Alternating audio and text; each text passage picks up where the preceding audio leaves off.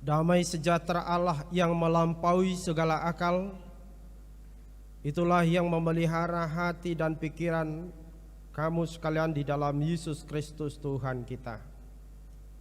Amin. Selamat hari Minggu Bapak Ibu Saudara-saudara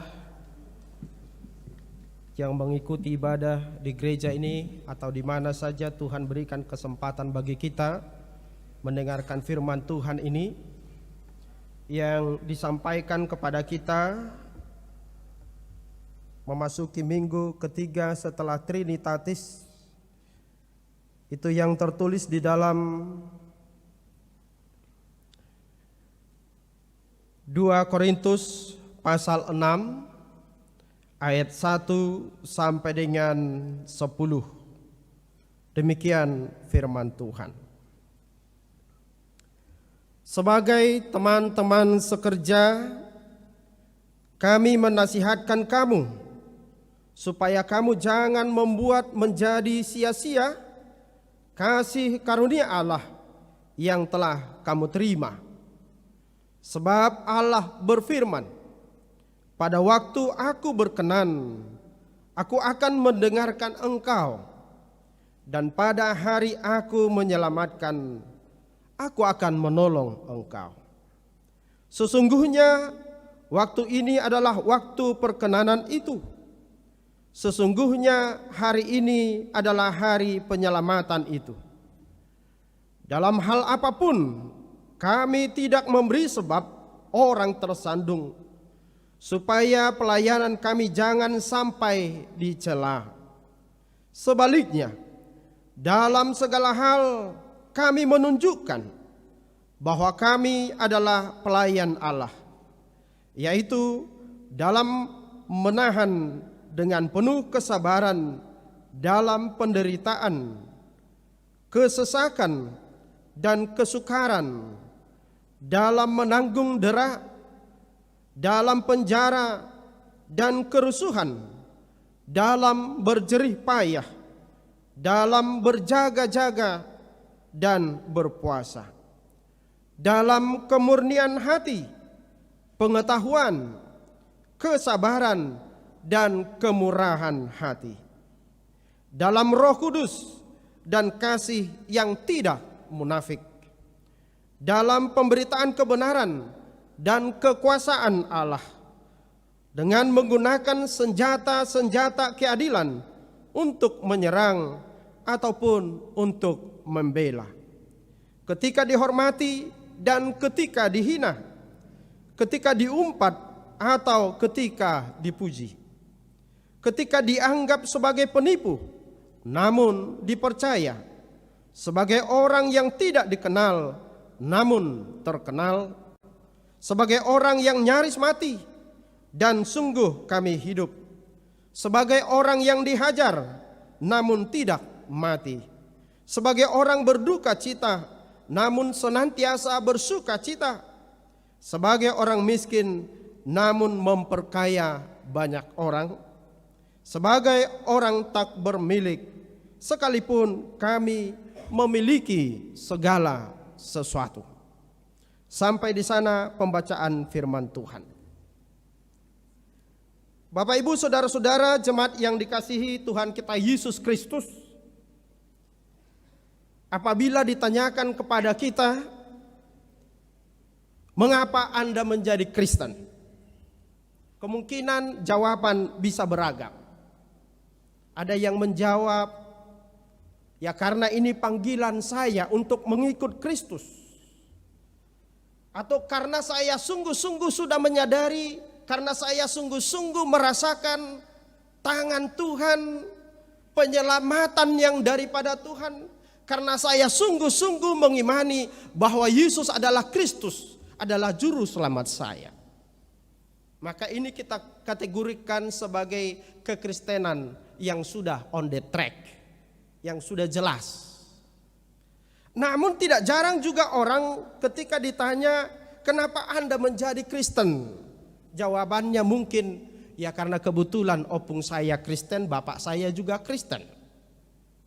Karena kebetulan orang tua saya HKBP, maka saya menjadi jemaat HKBP.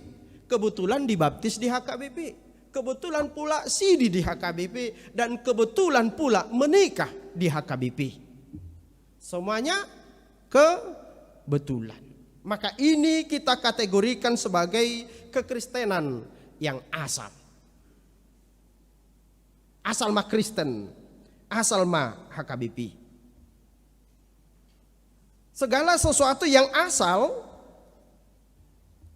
konotasinya selalu kurang baik. Asal makan,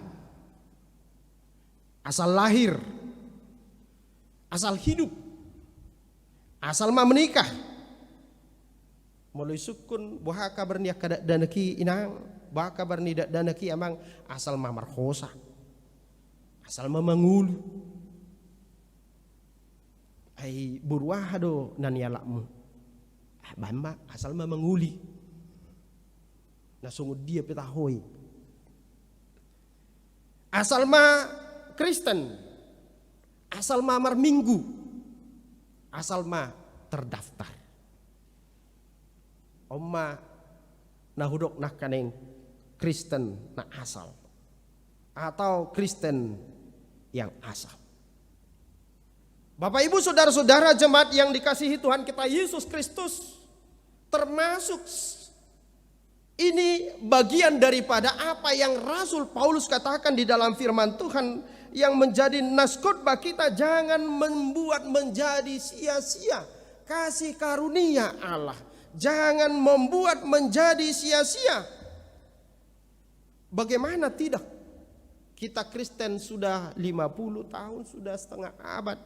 Ada yang sudah pukul 11, ada yang sudah 90 tahun hidup, 90% hidupnya dia habiskan. Kalau dalam Mazmur 90, umur manusia kira-kira 70 atau sampai 80 tahun. Dan kalau dia sudah berusia 63 tahun sekarang, berarti usia yang sudah dihabiskan hidup di dunia ini sudah 90%. Artinya tinggal 10% lagi. Nah, namun dia belum bisa memahami dan memaknai dengan sungguh-sungguh bagaimana iman Kristennya kepada Tuhan. Bagaimana imannya kepada Allah. Maka tidak salah kalau kita menyebutkan orang yang seperti ini masuk dalam kategori orang Kristen yang asal. Ruas nih HKBP, nah asal ruas. Bapak Ibu saudara-saudara, dalam firman Tuhan ini jangan membuat menjadi sia-sia. Sia-sia ini diterjemahkan dari kata kenos, hampa, kosong, ya, menjadi bodoh, tidak memiliki arti, percuma.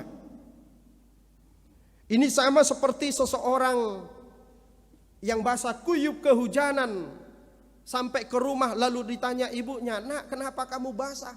Kenapa kamu kehujanan?" "Ya karena hujan, Mak." Padahal si anak itu pegang payung. Lalu ibunya mengatakan, "Alamak, bodohnya kamu, Nak. Payung ada di tangan kamu, namun kamu basah kuyup." Kenapa? Karena anak itu bodoh, tidak tahu fungsi daripada payung. Atau sama seperti seorang anak kecil yang kita kasih barang berharga seperti emas, permata, berlian. Lalu datang orang mengatakan kepada si anak itu, "Nak, sini kalungmu, saya kasih roti coklat ini." Lalu si anak itu akan memberi. Kenapa? Karena bagi si anak itu lebih baik makan sepotong roti daripada memakai kalung berlian. Ya. Karena itu kepada seorang Kristen yang asal, baginya akan sulit menghayati, baginya akan sulit mensyukuri keselamatan dan kehidupan yang telah diberikan Tuhan kepadanya. Maka akan sangat mudah imannya ditukar dengan pekerjaan, jabatan, jodoh, dan lain sebagainya. Ya. Jadi orang-orang yang gampang meninggalkan imannya karena pekerjaan, karena jabatan, karena segala sesuatunya, ini adalah orang yang tidak tahu bagaimana makna keselamatan itu, yang tidak tahu mensyukuri keselamatan yang telah dikerjakan Allah di dalam Yesus Kristus. Yesus pernah mengingatkan ini dalam Injil Matius pasal 7 ayat 6 sampai dengan ayat 7. Yesus berkata, jangan berikan sesuatu barang yang berharga kepada anjing, katanya. Dan jangan berikan permata kepada seekor babi, supaya dia tidak akan menginjak-injak dengan kakinya. Karena anjing tidak tahu arti makna daripada barang kudus, dan babi tidak tahu berharganya permata. Maka itu akan diinjak-injak karena dianggap sebagai sesuatu yang tidak berharga. Nah, karena itu firman Tuhan ini mengingatkan kita. Pertama, Bapak Ibu Saudara-saudara, jangan membuat menjadi sia-sia kasih karunia Allah yang telah kamu terima. Jangan membuat sia-sia kasih karunia Allah yang Bapak, Ibu, Saudara-saudara telah terima. Jangan membuat menjadi sia-sia kasih karunia yang kamu terima, hai pendeta Mangandar Sinaga. Artinya semua kepada kita diingatkan supaya tidak membuat menjadi sia-sia kasih karunia Allah yang telah kita terima. Pada kita apabila ditanyakan, Bapak, Ibu, Saudara-saudara, apakah kita telah menerima kasih karunia daripada Allah? Apakah semua kita mengatakan sudah? Sudah? Puji Tuhan. Artinya kita sudah benar-benar mengerti dan menghayati mengapa saya menjadi Kristen. Kalau ditanya kepada kita apakah Bapak Ibu telah mengenal, sungguh-sungguh mengenal Yesus dalam HKBP, kalau jawaban kita sudah, berarti kita sudah mengerti mengapa saya menjadi warga jemaat HKBP. Karena itu kasih karunia bisa kita identifikasi banyak hal, tetapi kita akan membicarakannya 3 dalam khotbah hari ini. Yang pertama, kasih karunia Allah yang kita terima yang pertama adalah Injil yang besar itu, Injil yang agung itu, Injil yang sangat tinggi nilainya. Akan menjadi sia-sia bukan karena Injilnya yang tidak berkuasa, bukan karena Injilnya yang tidak berguna, tetapi karena orang tidak bisa mendapatkan manfaat, tidak bisa mendapatkan kuasa daripada Injil yang dia baca, Injil yang dia dengarkan. Bapak Ibu Saudara-saudara, bagi Bapak Ibu Saudara-saudara, apakah kuasa Injil itu? Apakah otoritas Injil bagi Bapak Ibu? Apakah manfaat Injil kepada Bapak Ibu Saudara-saudara yang dikasihi Tuhan? Alkitab mengatakan dalam 1 Korintus pasal 1 ayat 18 atau Roma 1 ayat 16 dikatakan bahwa Injil itu adalah kekuatan Allah yang menyelamatkan semua orang yang percaya. Jadi Injil yang adalah kasih karunia Allah itu adalah kekuatan Allah yang menyelamatkan semua orang. Siapapun, baik orang Yahudi, baik yang bukan orang Yahudi, baik bangsa Indonesia, baik orang Batak, baik orang Jawa, baik siapapun yang percaya dan mengimani Yesus sebagai juru selamat. Karena firman Tuhan itu berkuasa. Bapak Ibu Saudara-saudara, yang kedua bahwa Injil itu adalah kabar baik, kabar kesukaan, good news katanya. Setiap orang yang mendengarkan firman Tuhan, ya seperti lagu dalam Kidung Jemaat, apabila kita mendengarkan firman Tuhan itu manis rasanya, menghibur yang berduka, menghibur yang sedih, menguatkan yang lemah. Karena itu Yesus juga mengatakan dalam Matius 11 ayat 5 bahwa kabar baik Injil itu, kabar kesukaan itu akan membuat orang buta melihat, membuat orang lumpuh berjalan, membuat orang kusta menjadi tahir, membuat orang tuli menjadi mendengar, membuat orang mati dibangkitkan. Nah, karena itu siapapun yang mendengarkan firman Tuhan pasti akan bersukacita. Amin. Siapapun yang mendengarkan firman Tuhan ketika dia lemah akan menjadi kuat. Parameternya apa? Bapak Ibu boleh buktikan dalam diri kita masing-masing. Ketika saya sedih, ketika saya memiliki pergumulan, ketika saya memiliki permasalahan, ketika saya merasa penyakit saya sudah merongrong kehidupan saya, lalu saya berdoa membaca firman Tuhan, masih apakah memiliki kuasa firman Tuhan yang kita baca itu? Kalau masih berarti benar-benar bahwa kita masih memiliki kuasa dari firman Tuhan. Tapi kalau rasanya hampa saja, saya berdoa, saya membaca firman Tuhan, saya mendengarkan khotbah bahkan 30-40 menit lalu pulang dari gereja, hidup saya kembali seperti lagu, saya masih seperti yang dulu, maka firman itu sungguh-sungguh tidak berkuasa dalam diri kita. Jadi gampang, sederhana.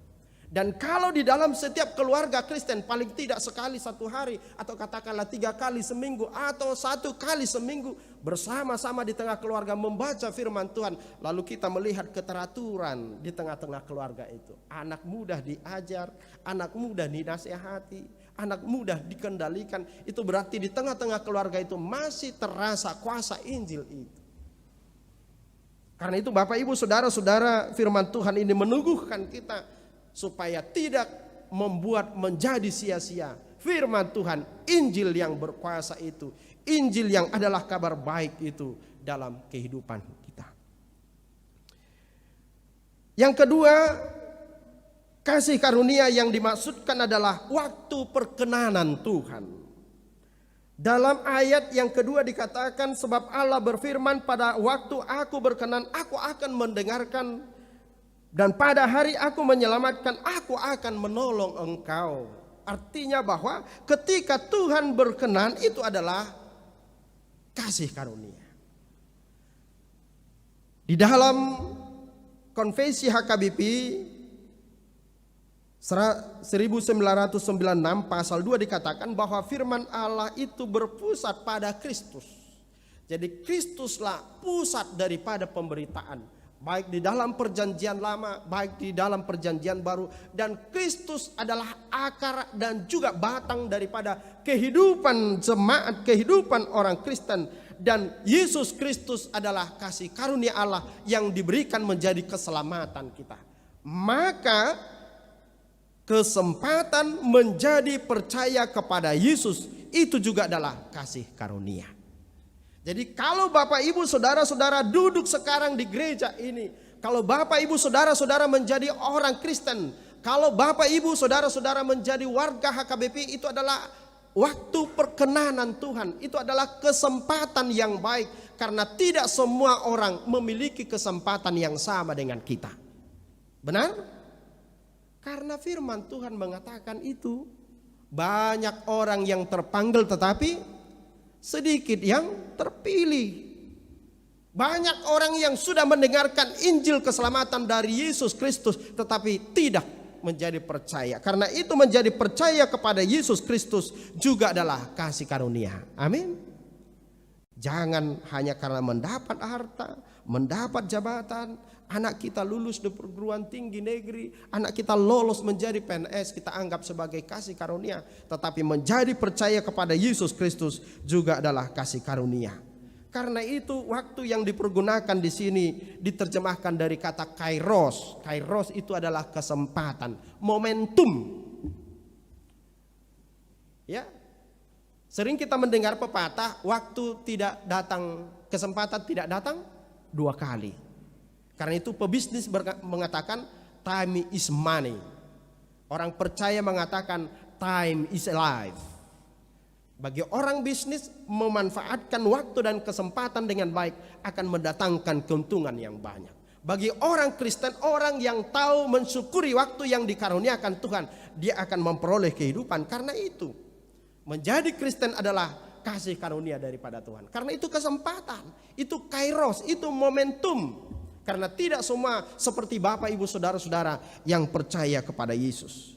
Dan kepada kita Bapak Ibu Saudara-saudara, tidak kita mengerti waktu kehidupan kita. Ini yang kita baca tadi di dalam epistel Ayub 38 ayat 1 sampai dengan 11. Kita tidak mengerti bagaimana bumi ini diciptakan. Kita tidak mengerti kapan langit dibentangkan. Kita tidak tahu waktunya kapan bintang-bintang ditebarkan, termasuk kapan kita lahir ke dunia ini. Kapan kita menjadi kaya, kapan kita menjadi sukses, kapan kita akan sakit, kapan kita akan mati, di mana kita mati, bagaimana kita mati. Semuanya itu adalah kairos, waktu perkenanan Tuhan yang tidak bisa kita mengerti, berbeda dengan kalender. Besok hari Senin tanggal berapa Bapak Ibu Saudara-saudara? Tanggal Virgo Marsugo Tahe 21, itu kalender. Ya, kalender pasti kita tahu. Tapi kalau ditanya bagaimana hidup Anda besok, nobody's know. Tidak ada yang tahu.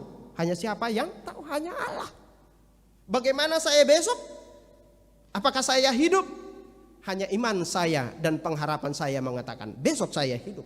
Tapi yang memastikan saya tidak bisa. Karena itu kehidupan kita adalah kairos, waktu perkenanan Tuhan. Kalau Tuhan masih berkenan. Bapak Ibu Saudara-saudara barangkali senang menyanyikan lagu hidup ini adalah kesempatan. Kesempatan itu diterjemahkan kairos, momentum, bukan kalender. Karena itu selagi Tuhan berikan kesempatan, jangan pernah membuatnya menjadi sia-sia. Yang ketiga, kasih karunia adalah kesempatan untuk melayani Tuhan. Ya, kesempatan untuk melayani Tuhan. Ini yang menjadi topik minggu kita hari ini, memberikan pelayanan yang penuh kasih. Dalam Bible dikatakan tohonan. Tohonan ini bisa secara khusus kepada parhalado, kepada pendeta, kepada bewelforo, kepada guru huria, kepada sintua. Ya, tetapi selain itu dalam 1 Korintus 12 mulai dari ayat 1, semua kita dikatakan menerima kasih karunia, tetapi berbeda-beda. Ya. Kepada para pertohonan, Rasul Paulus mengingatkan supaya tidak menjadikan dirinya menjadi batu sandungan, supaya tidak dicela. Ya. Bagaimana seorang pelayan yang tidak dicela, dia harus menunjukkan pelayanannya baik tatkala suka maupun duka. Unang holatiki marutung tarida pakubasioni. Ya. Pernah seorang jemaat bercerita, saya dengarkan, amang pendeta Sianu itu sering datang ke rumah saya. Lalu amang bagaimana, saya bilang. Ya, dia curhat.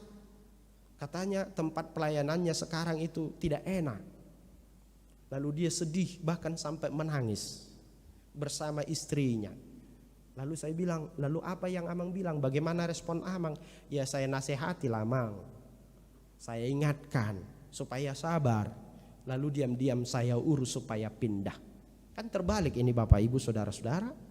Yang harusnya pelayan menasihati jemaatnya, mengurus rohani jemaatnya, tetapi sebaliknya malah jemaat yang menasihati, mengatakan sabar kepada pendetanya.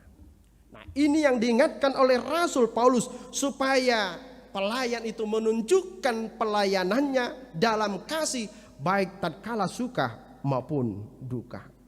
Yang kedua, supaya pelayan itu dalam segala hal menunjukkan dirinya ya sebagai pelayan Allah yang setia ketika diperhadapkan dengan penderitaan, kesesakan, kesukaran, dera, dipenjarakan, menghadapi kerusuhan, berjerih payah dalam berjaga-jaga dan dalam tanpa makanan, dan selalu dimampukan untuk menahan dengan penuh kesabaran.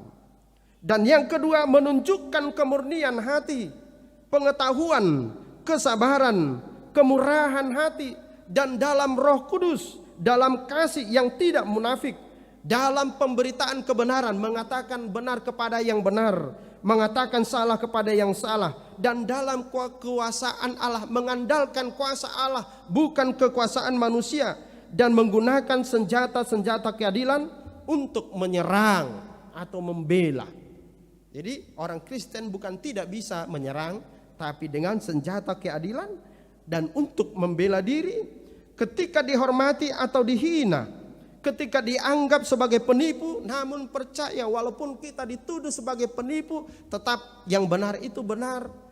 Ketika kita tidak dikenal namun terkenal, ketika orang mengata-ngatai kita, menganggap supaya kita tidak didengarkan orang lain, tetapi malah sebaliknya mungkin jadi terkenal sebagai orang yang nyaris mati namun kami sungguh hidup, sebagai orang yang dihajar namun tidak mati, sebagai orang yang berduka cita namun senantiasa bersuka cita, sebagai orang miskin namun memperkaya banyak orang. Ini menunjukkan integritas dan keteguhan hati seorang pelayan Tuhan dalam segala sesuatu. Lantas pertanyaan, adakah seorang pelayan Tuhan yang demikian idealnya? Jawaban saya tanpa bermaksud menghakimi, hanya sampai pada kata mudah-mudahan. Semoga. Adakah seorang pelayan Tuhan yang seideal apa yang disampaikan Rasul Paulus? Kita berharap semoga ada. Karena itu firman Tuhan mengingatkan, ya, Rasul Paulus mengingatkan supaya segala sesuatu yang dia tunjukkan menjadi teladan kepada setiap orang yang percaya, termasuk kepada setiap orang yang memegang mangulahon tohonannya. Bapak Ibu Saudara-saudara, tentu khotbah ini tidak terbatas hanya pada pelayan tahbisan saja, tetapi saya katakan tadi sesuai dengan 1 Korintus 12, semua kita memiliki kasih karunia itu. Ada yang menjadi mata, ada yang menjadi hidung, ada yang menjadi mulut, ada yang menjadi kepala, ada yang menjadi tangan, ada yang menjadi kaki, ya. Ada yang menjadi bos, ada yang menjadi pimpinan, ada yang menjadi komandan, ada yang menjadi pegawai, karyawan. Kepada kita semua dituntut melayani dengan penuh kasih, melayani dengan penuh kasih. Termasuk juga melayani dalam penuh kasih sebagai suami atau sebagai istri. Parameternya apa? Pernah seorang ibu ketika akan membawa anaknya marguru tardidi, ditanya pendeta, "Idia amang inang?" Amang pendeta. Asal mengulu, anggo amat tahami dan terharapon. Jadi suami dianggap sebagai asal mengulu. Ini artinya Bapak Ibu Saudara-saudara, berarti suami itu atau si bapak itu sudah sama saja ada atau tidak ada, ya. Atau ketika kepada seorang anak ditanya, "Nak, mama mana? Pergi kemana? Keluar kota. Udah berapa lama? Udah sebulan." "Loh, kamu nggak kangen?" "Enggak, biasa aja tuh. Kan ada si bibi." Hati-hati para ibu, jangan-jangan ibu yang seperti ini bagi anak sudah sama saja ada atau tidak ada. Karena kasihnya tidak lagi dirasakan anak tersebut. Atau kepada seorang istri ketika dikatakan suaminya, sarupa doho dijebu doho so dijebu, tong do mangalang lopa-lopan ni halak padangi. Ini juga hati-hati kepada para istri. Jangan-jangan bagi suami Anda itu sudah sama saja ada atau tidak ada. Nah, karena itu Bapak Ibu Saudara-saudara jemaat yang dikasihi Tuhan kita Yesus Kristus, melalui topik minggu kita diajak untuk mengarahkan seluruh hidup kita melayani dengan penuh kasih. Dalam segala hal, orang Kristen harus menyadari bahwa hidupnya adalah pemberian, hidupnya adalah kasih karunia Allah, dan bertujuan untuk memuliakan Tuhan, untuk mensyukurinya. Karena itu waktu ini adalah perkenanan itu. Hidup kita adalah kasih karunia Allah. Nafas kita adalah kasih karunia Allah. Hari ini adalah kasih karunia Allah. Waktu ini adalah kasih karunia Allah. Mari saling melayani sebagai bentuk kasih kita kepada Allah. Dan mari melayani seorang dengan yang lain dengan kasih. Amin.